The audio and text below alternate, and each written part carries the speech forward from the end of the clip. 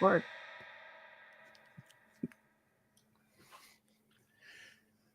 Welcome in, everyone. We are back for another episode, Adventures in Business. Mandy, how are we doing today? Well, hello, everybody. I've missed you. And Amani, I'm doing great. I'm coming off of birthday weekend, so I'm a little tie-tied today. I'm not going to lie. I Okay. had 49 is just fine, and I had a lot of fun being just fine over the weekend. Yes. 49 is just fine. What hmm kind of present are you going to get for yourself for your birthday? Ooh, I already got a bunch of presents for myself. Share I maybe your favorite one or two. I did. Well, I went to Oregon a couple weeks ago for a bike trip. I took a bike vacation, and during my bike vacation, I bought. We went to this really cool shop in one of the cute little towns, and I bought myself a bracelet. It was a Okay. butterfly bracelet, and it's really cool. It's got a magnet. I don't know about you. It's so hard to put on bracelets with the clasps and that whole clasp situation, but it's a magnet. Yes. So it's super easy and it's really, really pretty and really cute. And then I every year I buy myself a new pair of Hoka walking shoes. It Oh, takes me about a year to wear them out, okay. and and so I bought myself my Hokas, and those arrived last week. I've been walking around. They're bright orange this year. Ooh, okay. We got some Yeah. color. Now I know this last bike trip, we stayed on the bike the whole time. We did not have any falls, correct? I did not fall. No, not one. There was no bike incident. For Phew. those of you that might not have tuned in about, I think it was the July 8th episode, I had a bike incident where I fell off my bike. I was trying to avoid a sewer cap and a Great. Yeah. pothole, and Hmm. my chain came off and it veered into the road. And instead of falling into traffic, I decided to fall into the curb, which also meant I skinned my knee bad and got some really bad road rash. But my it's all healed. I look good and I did not fall. And my aunt was with me. She did not fall. But I will say, because of that incident back in July, I only stay on paved paths now. I don't go. I'm a bike. I used to be a bike commuter. I believe in sharing the road with cars, but I did not. I'm all about the paved paths now because Good. cars cannot be trusted. Let's No, just they be can't. honest. They can't. Everybody's doing. They're doing everything but driving when they're behind the wheel right now, and cars cannot be trusted. So yeah, Agreed. just go to your nearest paved path and enjoy your ride. Good. Well, Yeah, okay. Well, glad you had a great birthday celebration and you thank came you. back to San Diego safe and sound. I did. Okay, Amani, what about you? How was your weekend? Did you go see Mariah Carey? Okay, so I did. Oh, that's a good segue. So I did. So okay, so my weekend was good. I was Okay. recovering from the NSA conference. I was exhausted, so my Yeah. weekend was good. And then I got up on Saturday and went to our local National Speakers Association Las Vegas meeting. And I said, okay, I feel like I can do it. Let's go see Mariah. Because if you didn't know in the audience, you can see behind me, I got like a Mariah vibe cover. I'm a huge Mariah fan. Know almost all her songs, all the lyrics. I said, let's go, let's go. So I want to get as close to Mariah Carey as possible. I want front Mhm. row, which is a Heck good yeah. segue to our guest today. But there was no front row available about 5 or 6 hours before the show. So I got some good tickets. I rolled down to the show solo because none of my friends wanted to go or whatever. So it's like, you're lost. I'm going there. I went there. I sat in the back row. We are up on the 400 level or whatever, me.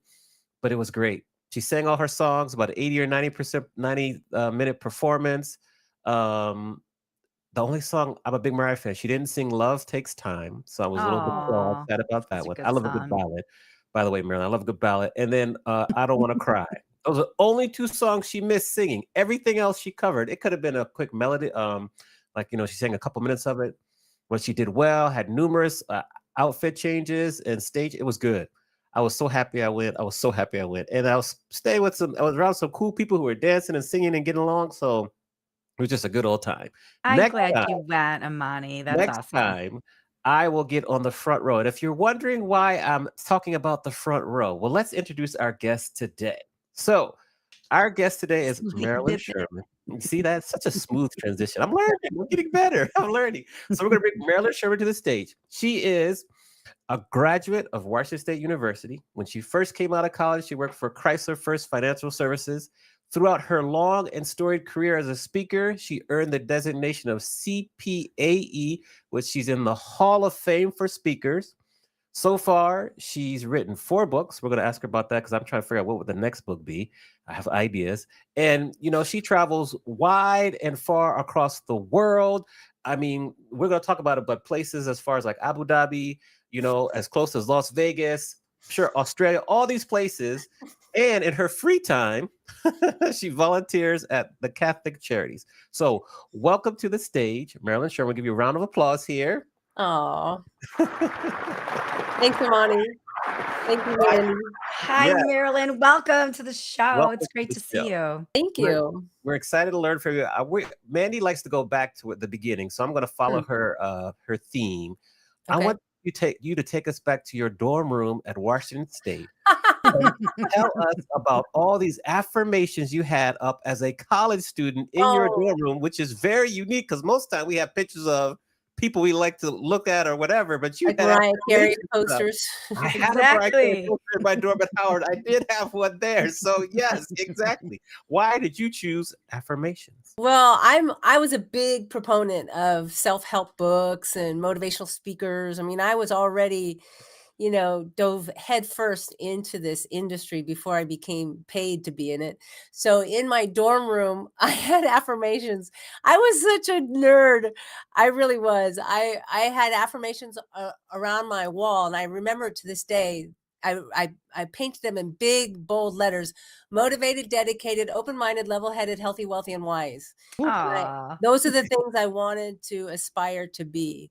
And then I would have like Zig Ziglar quotes hanging on little 3x5 cards from the ceiling. And yeah, every day, we move toward and become what's uppermost in our minds. I think Dennis Waitley said that. And so I always wanted to just wake up in a mindset of anything is possible.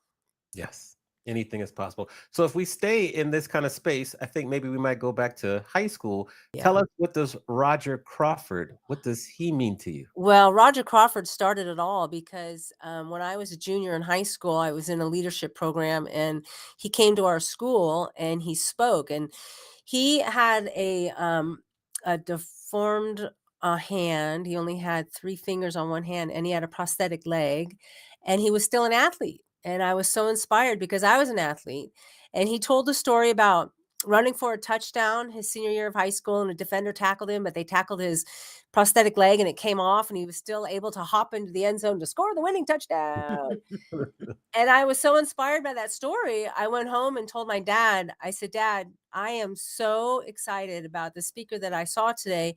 I love how he made me feel. And this is what I want to do for a living. I want to do what he does. I want to do that. I didn't know what it was. Like, I didn't know how to say, I want to become a professional speaker, because I didn't know that existed. And my dad said that everything and anything is possible, but you need to get good grades, get into a good college, graduate, and then get a good job. And once you do all those things, then you'll have the credibility for someone to one day pay you to speak. And so that's exactly what I did. I love it. Yes. Over to you, Mandy, for your back in the day, Wayback Machine questions.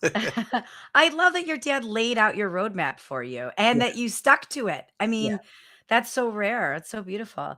I want to talk about your high school volleyball. So you were three-year varsity volleyball player, right? Yeah. Yeah. What lessons did you learn from that experience that you still carry with you today? Well, it was actually earlier than that. Miss Hansberger was my volleyball coach in 7th grade. And I remember she told us all to lie down in the locker room, shut our eyes, and visualized a perfect set. And visualize a perfect hit and a perfect spike and a perfect serve. So I remember, I'm getting goosebumps just thinking about it, because Hmm. she taught me that there's no difference between a visually imagined event and reality. Your body doesn't know the difference. So ever since then, I used to visualize what my life would look like, visualize what my work would be, visualize what my career would look like.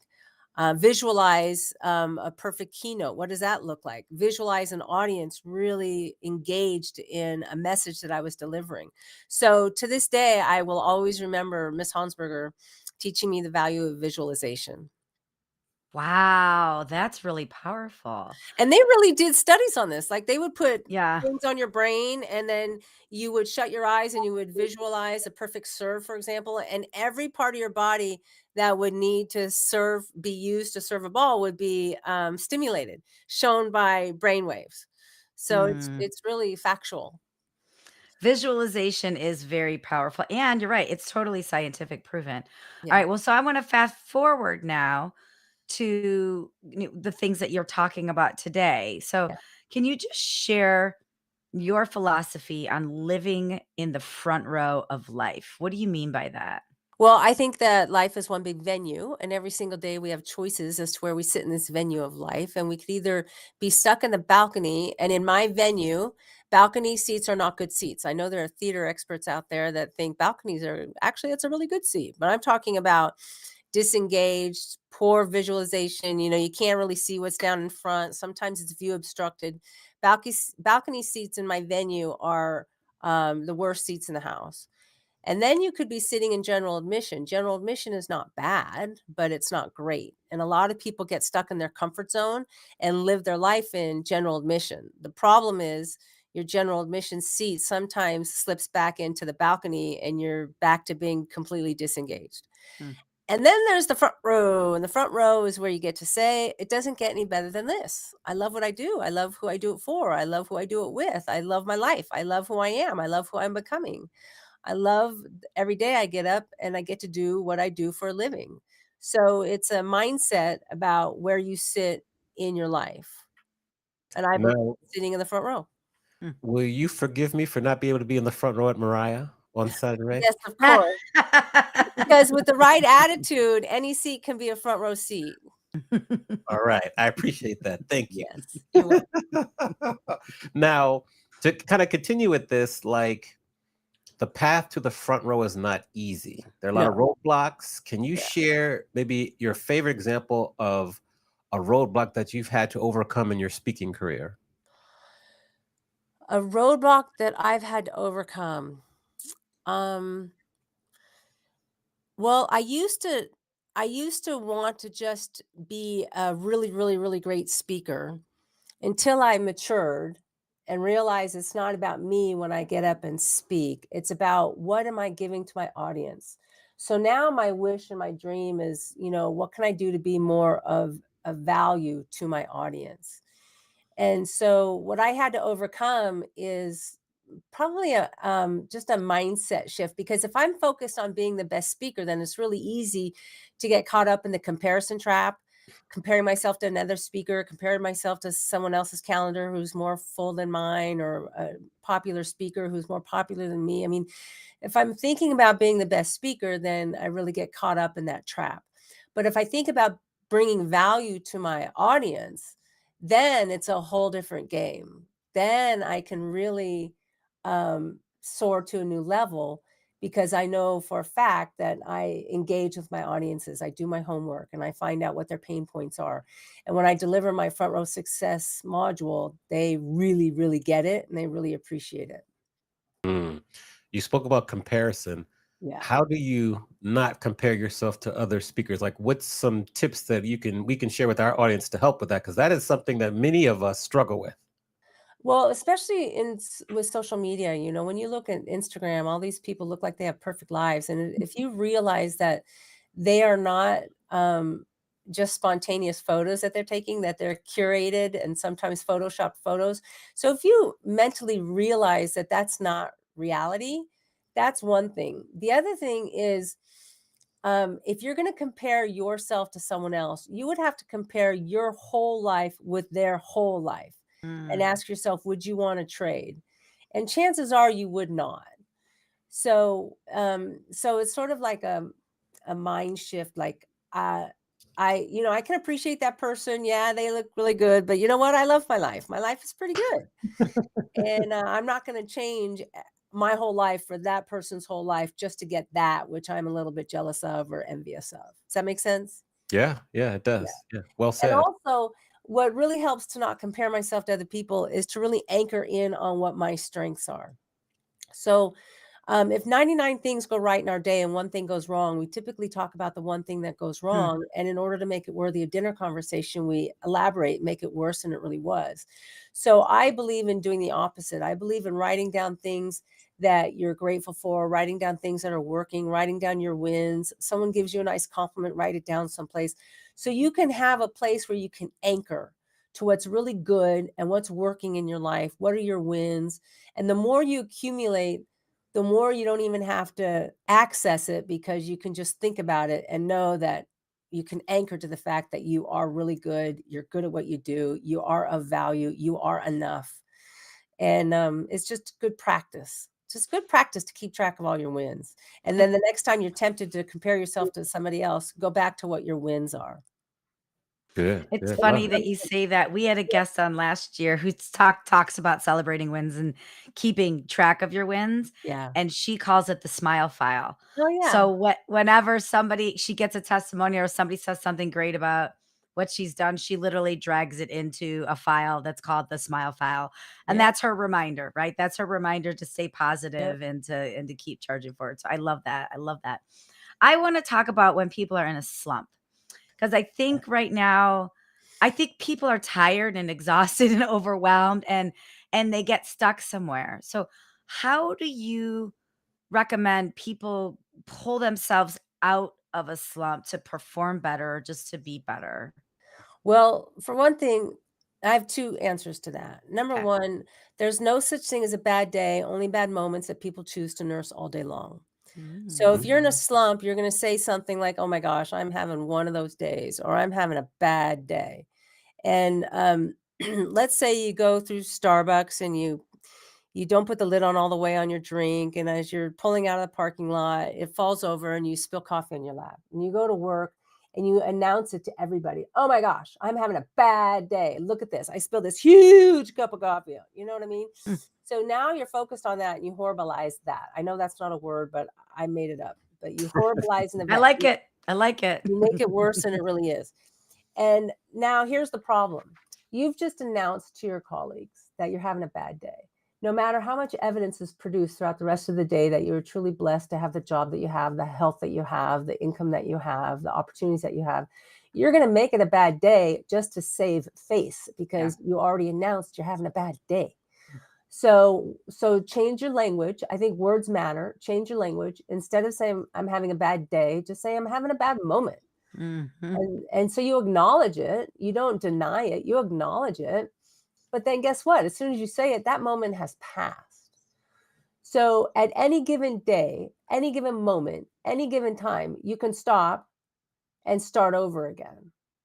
Like you can start your day over again. I like the not growing it piece, right? Because, Yeah, like you said, you spill the coffee, then that could be the end of it. But then going into the office and talking about it, you're just letting it grow yeah, and it's contagious then too. Then when you allow it to spread. I love that visualization. That's yeah, awesome. yeah. What's your second answer? I completely forgot. That's okay. That's okay. That's The okay. first one was so The good. first one was so good, I Yeah. know. And then I want for you and your long career, your long successful career, what slumps have you had and how have you pulled yourself up from those? Um, I think the slumps that I have, they usually come right after a big high. And Mm. after a Mm. big high, I think I have so much energy that go into having this big high that when I come down and I crash and it's exhausting. So the way to get over it is just to take better care of myself, set some more boundaries, say no to things that I know are not of service to me, get some rest, and just take better care of myself. And then I know that tomorrow's another day, and we get up and we do it all over again. I think the challenge with the slump is that you don't allow that slump to keep going and going. Oh, I remembered the second one. Okay. The second one is 3 words up until today. So, so let's say you have a friend who's always late and they're constantly and consistently late, and you have a breakfast meeting and they show up once again and they're late. And the first thing they say when they show up late is what? Sorry, I'm late. "I am so sorry I'm late." And the second thing they say is, Well, you know me. That's just the way I am. Well, I Mm, don't think that's true. That is not the way you are, because who you are right now does not dictate who you will be tomorrow, and who you were yesterday doesn't dictate who you are today. So you, whatever area of your life that you know you need to change, you know you need to shift. So stop saying you're in a slump. You can say, up until today, I've been in a slump. And Mm. the nice thing about saying up until today is that, guess what? There's hope for tomorrow to be very different. mm. Y- I love that. Up Yeah. until today. That's Mhm. really good. That's the Really golden good. nugget there. You Yeah. kind of spoke about this, but I want to get some more clarification. Why do you feel we should focus more on energy management than time management? Because time management is stupid. You can't manage time. It's just like smart goals are stupid. Um, Time management is stupid. You can't manage time, but you can manage your energy. You know, there are people around you that when you see them, the hair on the back of your neck just goes up. If you had hair on the back of your Thank you for recognizing that. I know. and It's then where Amani does have hair. The back of his neck. and then there are some people, you meet them and you feel like you've known them your entire life, and you don't want the time to end because it's so wonderful. So identify the people that are positive energy around you, and then those people that drain you of your energy, and just limit the time you spend with these people that drain you of your energy. And I'm all for a good Instagram story, right? I can watch horse rescue videos for a really long time. The challenge is, don't do these kinds of activities that have zero or ROI when you have high energy. So recognize first, when is your high energy time? Are you a morning person? Do you get up before everybody else and the early bird gets the worm? Or does it take you a little bit of time to get warmed up before you get going? Or are you a night owl? Do you wait till everybody else is done with their day and then you really get energized and you get so much work done? It doesn't matter. I have no judgment as to where you fit. The most important thing is that you know where your high energy time is, and don't waste your high energy time doing low ROI activities. Got it. Now, the follow-up question to that would be, and I want to kind of ask you specifically about the speaking business, because I heard Patricia Fripp talk about this on Saturday, actually. It was one of our guest speakers, Mandy, at our meeting. Why is patience so important in the speaking business? Really, in the speaking business, and then in life? I'll ask you two ways. In the speaking business, I think that when you see other speakers, you think, "Oh, that looks really easy. I could do that." I mean, when I left Chrysler First Financial Services, um, I went with a seminar company. So I did their seminars. I did 6-hour seminars, and I did these seminars up to 5 days a week, up to 3 weeks a month. So I was a road warrior. And I thought, when I went to the National Speakers Association, I saw these people getting paid a lot of money to just do 1 hour keynote presentations. And I thought, oh, well, that looks easy. I could do that because I've got so much in my back pocket in terms of what I could speak on. Why don't I develop my own keynote speech? And so I sold it to a group, and they hired me to come in and speak. And it was so good that I quit my job. I'm like, I quit. It's fantastic because this one speech paid for a month of these seminars I was doing for another company. Well, then it took another 6 months for me to get another speaking engagement. Mm, So I think it takes longer than you think to have the success that you need. So Patricia, I think, was just saying there are no unrealistic goals, just unrealistic time frames, timelines. So it's mhm. better to be patient. Be specific with what you want, but then be patient and when that's going to come to you. Yes, yes. Now, how important? Well, do you have anything in terms of life to add to that? I think life is it's in the same way, you know. Is be patient with what you want, and never give up with going for what you want in your life. And if you do the work, if you do, I believe this in my heart of hearts. If you visualize what you want because you've decided what you want, and then you work every day to get what you want, eventually you're going to get what you want. Yeah, yeah. Now, before I turn over to you, Mandy, another part to this, well, maybe is I know you're a big fan of autobiographies. Hmm. Who are some of maybe your two or three favorite autobiographies that you read, or maybe you like to go back and read again? Oh my gosh. Oh, that's a tough one. I'm looking at my bookshelf here. Um, huh. I can't even name one off the top of my head because there's something that my husband and I do every night is we read about saints. Okay, okay. Oh, that's so And lovely. yeah, like Saint Bernadette, from Lourdes. She had a vision of Mary, and Mary told her, that this is going to be a church, build a church in this area. And she goes back to her church and tells the pastor, this pretty lady told me that we need to build a church. And he said, well, you have to prove it to me. And she said, my job is not to prove it to you. My job is just to tell you. Mm, So it's things like that. People that have extraordinary lives and just you read about them and it's so inspiring yeah. because we I love really autobiographies too. There's not many of us out there, Marilyn. I do agree. The extraordinary lives can touch you. really when we have absolutely nothing to complain about. Like that book Unbreakable or Unbroken about the guy who was shot down in World War II, and then he was rescued finally after 45 days in shark-infested waters, but he was rescued by, the enemy, and he was put into a labor camp for years, and every time I try to, "Is that it? Yes. I'm broken." Oh, that's Amani just pulled out the book Unbroken that's by such Laura a great Hillenbrand. it's Yeah. such a great book.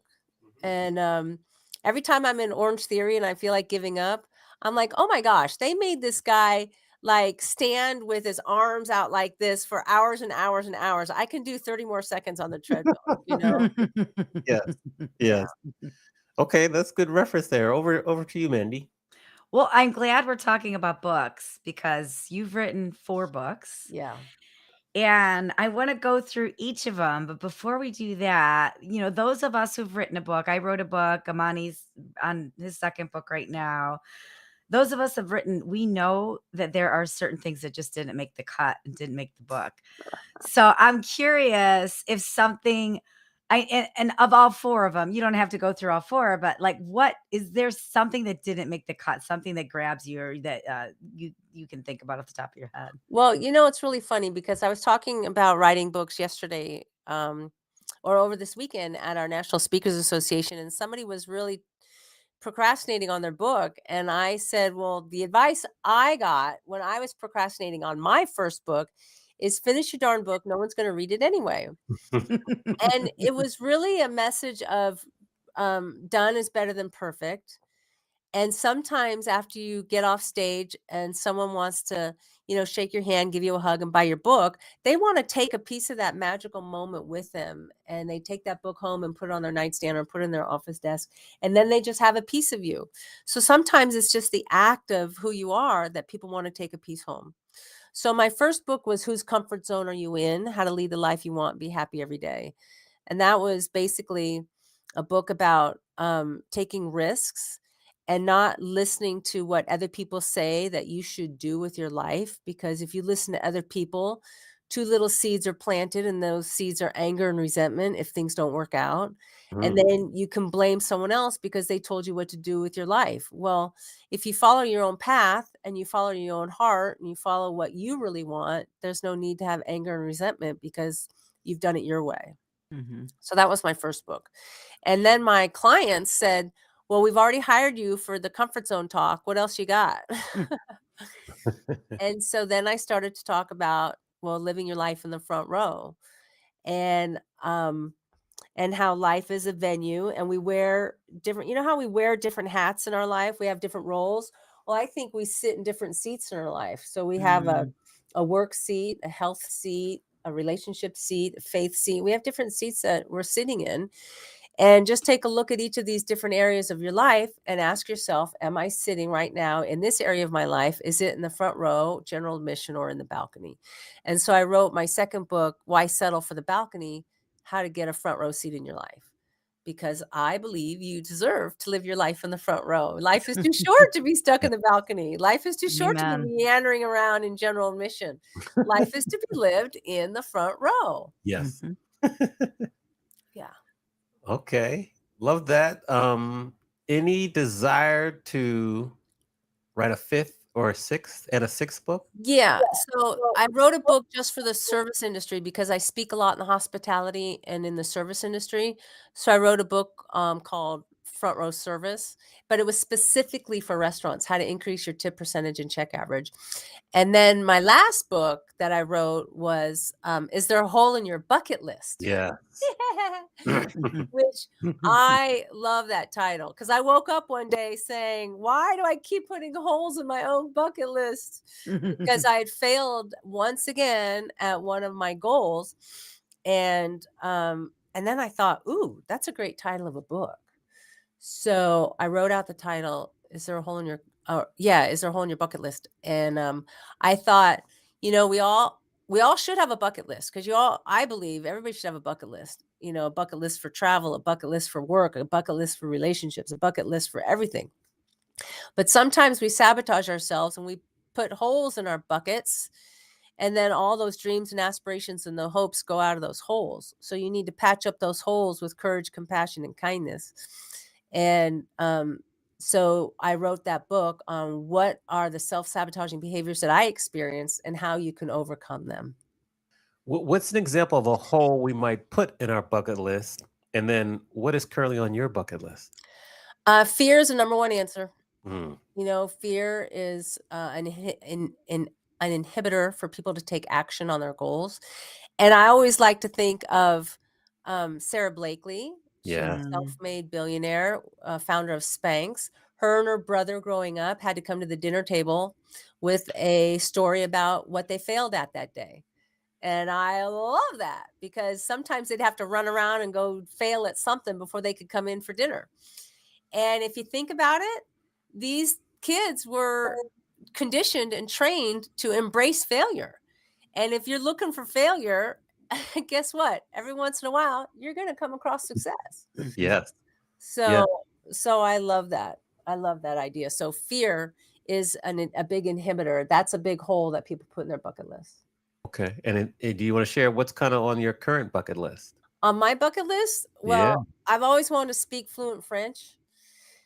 And my big, big, big goal is to one day speak fluent French, but speak in France in French.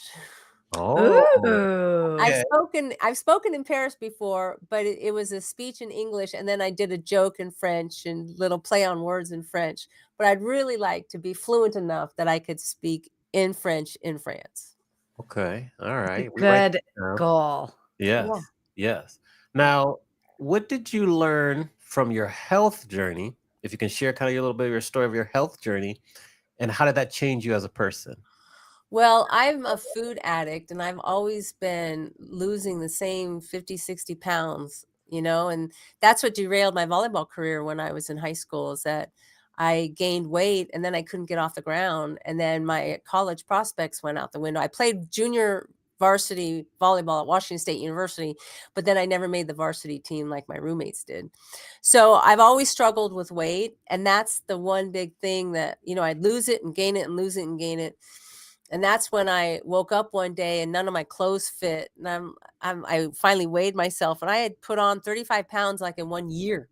Mm. And so I said out loud to no one in particular, why do I keep putting holes in my own bucket list? So Mm, I finally found someone who had lost 60 pounds and she kept it off. And I went to her and I said, I'm coming to Dallas and I'm going to come and stay with you and you're going to tell me how you did it. She said, well, you got to come before 5 o'clock because by the time 6 o'clock rolls around, dinner will be over. So she told me about her coach and intermittent fasting. And as a result, I lost 60 pounds and I've kept it off. So what it does is it changes me as a person. I walk more confidently because my clothes fit. I have nicer clothes. I because there was always a cognitive dissonance. It's like I always felt judged, and it was only I know it's in my head, but we live in a very visual society. So um for me, this is just for me, coming out on stage, weighing 200, 220 pounds as a 5'7", 5'7" woman, it's not a healthy weight. And I always felt judged, like, wow, she's going to try to inspire us to live our lives in the front row. Well, what's wrong with her? Look at, she can't put the donut down. Ooh, that's Mm. powerful. So now I feel much more consistent and congruent with my message because I deserve a front row seat in my health life. And so I need to take good care of myself because I deserve that. I deserve to feel healthy and fit. And I go to Orange Theory Fitness at least 3, 4 times a week. And now I feel so much better about who I am and that I can actually wear the same clothes this week as I did last week. I mean, that is really, for someone who's never had a weight problem, you don't understand the significance of Mhm. trying on clothes and wishing and hoping and praying they still fit. Mm. And so now that I've lost the weight, I have clothes that consistently fit me and it feels really good. Yeah. That's awesome. What Thank is your you. eating window for intermittent fasting? What's your start Well, and end now I time? eat whatever I want whenever I want. I just don't want to eat a lot anymore. Okay. Mhm. So, yeah. Do you stop eating by a certain time at all? Or you No, we do typically eat pretty early though. We eat dinner around 6 o'clock at night, and then after okay. that, I'm pretty much done. Nice. Yeah, Thank I you don't for eat. I'm not a late night snacker. Never have been. Yeah. Yeah. All right, we've kind of come to the point in the show where we flip the script. We let you ask both myself and Mandy any question you want to. Nothing is out of bounds. So, Wow. with that, I'm Wow. worried. What question and who do you want to ask the question to first? Okay, well, this one will go to both of you. Okay. What has been a front row seat moment in your life where you got to say, "Oh my gosh, pinch me. I can't believe I'm here. This is so cool." What was that for you? What did it look like? What did that feel like? Mandy, I'll let you take that one Mm. first. I have 2 that came to mind as soon as you said that, so I'm gonna share both, but the first one was October 21st, 2021, when I had my book launch party. And it was one of those ever since I was a little girl, I always knew I was gonna write a book. I knew it. Somebody bought me a t-shirt when I was 16 that said, "Be careful or you'll end up in my novel." Like, I've always known I was gonna write a book, and it was one of those things that suffocated me eventually to the point where I couldn't ignore it. I had to just get it out there. And I was standing at a rooftop of a hotel in San Diego. It was a full moon under these beautiful market lights, and there's about 150 people there. And Wow. I just looked I just remember scanning the audience and just taking a deep breath in and being like, this is exactly what I hoped this moment would be. People walking around with my book. I was signing books. It was a goal of mine I had wanted for so long. And that was front row seat for sure. For That's sure. awesome. And Yeah. is your book a Yeah. novel? No, that's the crazy twist and turn when I hired my writing coach. It's a funny business book. It's not a novel at all. It's a sales tales, the hustle, humor, and lessons of a life in sales. But but Oh. it when I hired my writing coach back in 20 I can't remember, 2017, 2018. I submitted a bunch of stuff to her and she's like, "You are not a fiction writer. You are not a novelist. Can you write about business? Because when you talk about business, the way you tell stories, I'm really interested. And there's a big hole in the business space for female writers, for funny female business Yeah, writers. And yeah. I think that you would be really relatable. And that is how an accidental business Fantastic. book was born. I Yeah. love Yeah. it. That's Yeah. awesome. Yeah. Good question. Thank you for that. So Amani, what the about one you? the ones that I give you two maybe that come to mind. The first would be when I was inducted as the president of our MPI Southern California chapter, and I was able to give my. Were you there when at the induction, Mandy? Were I you there? wasn't there at the no, Okay, ooh, no, I we were wasn't there at the we were induction. at Nope. this like fancy country club in like the hills in LA, and I was able to kind of give my speech or whatever and do like tremendous at it. That's one that comes to mind. And then if I think about more recently, It's like when I was able to interview, like you saw, Kim Coles from Living Yeah. Single just a few weeks ago, Aloe Black a couple months ago in like at MPIWEC. Like those times, I'm like, wow, like this is like really, really cool. And like I wouldn't have imagined I would have been able to do that like 2, 3 years ago. And so the way that things change so quickly and like you can continue to get to these levels, it really makes you think like, wow. That's very cool. Yeah, yeah. Since you asked us both the same one and you can ask another one, go ahead, go for it.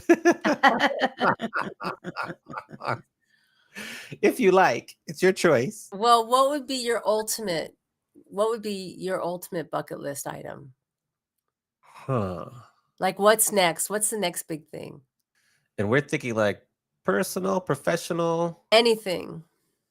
Huh.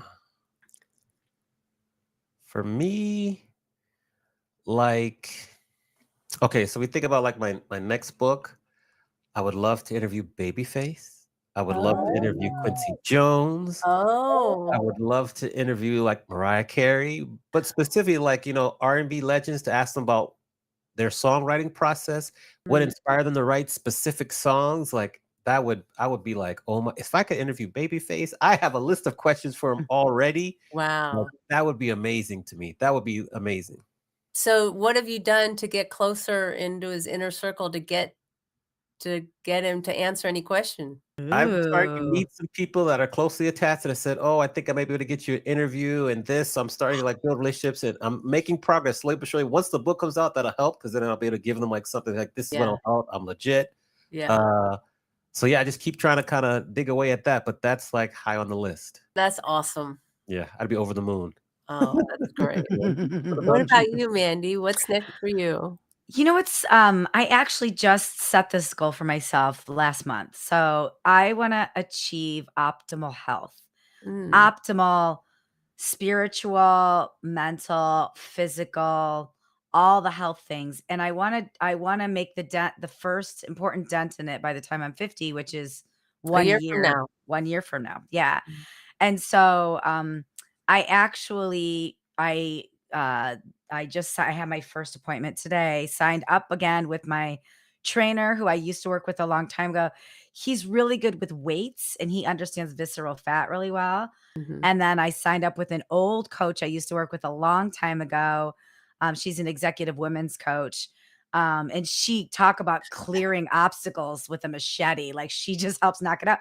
But I appreciate, Marilyn, you asked Amani, what's your goal and what steps are you taking? Because sometimes people ask, how are you going to get there? And that just feels a little daunting. Right. But the way you just phrase that, what steps? Because it's always just the steps Yeah. that lead to other steps that lead to other steps. So I Yeah. really, that was a good reminder that you just said that because I've been thinking about my optimal health goal lately and I've been thinking of it in this big way. And what I think you just encouraged me to do is really just look at it in these steps, Mhm. these baby moments before you get to the big moment kind of thing. So Yeah. just thank you for that. You're welcome. I Yeah. like to say that, you know how people say you have to have all your ducks lined up in a row? Mhm. I believe you just need to have your end duck and then start to take action, and then ducks will appear along the way. Yeah, Ooh, that's yeah, that's good. good. That's Yeah. good. Yeah. Since Mandy mentioned like she's getting a coach, I know that you used like a speaker coach throughout your career. Mhm. How has that been important to your career and how did it benefit you? Well, they weren't really speaker coaches, they were more like business coaches. Okay. And they would help me with my mindset. Like I would compare myself to another speaker and they'd be like, "Well, are you doing the same thing this other speaker is doing to get the business?" So I'd be like, "No." So I can't complain about that anymore, right? So no, it's always good to have another person in your ear to just help with shifting your perspective. And it also cuts down on your learning curve. I mean, you don't have to go it alone. You don't Right. have to go it alone. And that's what a nice coach does. It helps you see through obstacles that you didn't realize you could see through and put things into perspective and help you change your mindset. And usually, all the people that I know who have coaches, really it's how you not only the how to's, those steps you need to take, but also overcoming the fear and the self-doubt and the comparison to other people. I mean, there's a lot of, I think mindset has a lot to do with everything. So Yeah. what that's what my coaches have done for me in the past.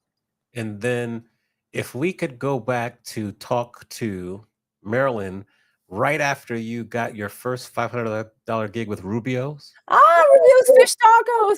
Yes. But give her advice based on everything you've learned since then. What Uh, advice would you give your younger speaking self? oh, I would give my younger speaking self advice to give myself some grace. Ooh, yes. I Mm. knew you were going to say that, but tell us why. Just because I think we're hardest on ourselves, and just to give yourself some grace. You've been through a lot. You've really made a lot of progress, and it's going to get better. Don't worry so much. It's going to get better. Hmm. Yeah. Yeah. Um, where should I go from here? Maybe I'll compose myself and figure out my final question, and I'll turn it to you, and then we'll come back for a couple closing questions. Well, I want to know how people can support you. Obviously book you for speaking and things like that, but just what are all the different ways people can support you and lift you up? You've lifted us up by being on the show. How can we support you and lift you up? Oh, that's very kind. It's really funny because I do a Front Row Friday video every Friday where Oh, it's like a 3-minute video of me talking about things that are uplifting and positive and, helps people with their mindset and peak performance. And I post that every Friday on LinkedIn and on Instagram and my Facebook business page and on YouTube. So I think if people find me on YouTube to subscribe or find me on LinkedIn and follow me and then make a comment, because I sometimes I get I people that are on my mailing list where I mail the video, they write back once in a while and say, "Wow, this one really hit home for me." And I'm like, "Oh, I'm really mm, glad because I put it out there and I never know who's Mm, watching." Right? So that would be great, is to take a listen to one of my videos or take a look at one of my videos and subscribe. That would be really super helpful. I'm gonna do that for sure. So for everybody listening and not watching, it's Marilyn Sherman, Marilyn Sherman, Sherman. So Yeah. go to her LinkedIn, go to her YouTube, and it's Front Row Friday Video. Is that the name of it? Yeah, it's Okay, yeah, you can just follow me along at Marilyn Sherman and MarilynSherman.com. On my website has all the past videos. yeah. amazing. Yeah. That's Yeah. awesome. That's great. I'm gonna do that for sure. I hope everybody else does Do too. it. I watch them regularly. I'll comment more, but I watch them regularly. Oh, I thanks, can comment. Amani. Yes. Oh, Yeah, yay. money comment, comment. Every once in a while, I'll comment. I'll make sure I comment more consistently. It's okay. It's okay. Maybe share with us, Marilyn, as we kind of come to a close. What's next for you? You primarily do keynotes and you go over the world. Like, what's next? Is there a Well, you know course? what's really interesting? Last year, I spoke in Saudi Arabia to the largest women's Yeah. conference or women's university in the world, and I spoke to all the deans. And I just heard back from the president that it looks like I'm going to be coming back again to do even more, because there's 33,000 students there, and I spoke to 30 of the deans. And I just know that there's more possibility. And in my mind, I thought, well, what is a woman from Las Vegas speaking about the seat of success and having front row success? Would this message resonate with a bunch of PhDs in Saudi Arabia? And do you know that these women were so into my message? It was just so encouraging to me that my message of hope and inspiration is universal. So Mhm. what's next for me is to finish my next book, Hmm. which is going to be Front Row Success, and finish it, get that out there. So because my message is, it's a good message, and I think this in this day and age, we need more messages of hope and inspiration, don't you think? Yes. Amen. Yes. I agree, and I think we have to really accept that obligation of Yeah, if we've got that in us, we've gotta spread it. So I'm yeah. glad to hear that, Marilyn. You're right. Yes. Yeah. Well, we just appreciate you spending time with us and sharing all your wisdom and stories. And I just want to compliment you because Hall of Fame speaker, booked throughout the year, But I remember I first met you and you were in the front row of our meeting, but you were taking notes and Yeah. asking questions for just speakers who are less experienced than you. And that Yeah. really struck me in such a positive way. So keep doing that because that was really impressive. And I noticed that. So Oh, thank you for good. being on our show. My Continue to pleasure. be a model and a mentor to us all. And just thanks again.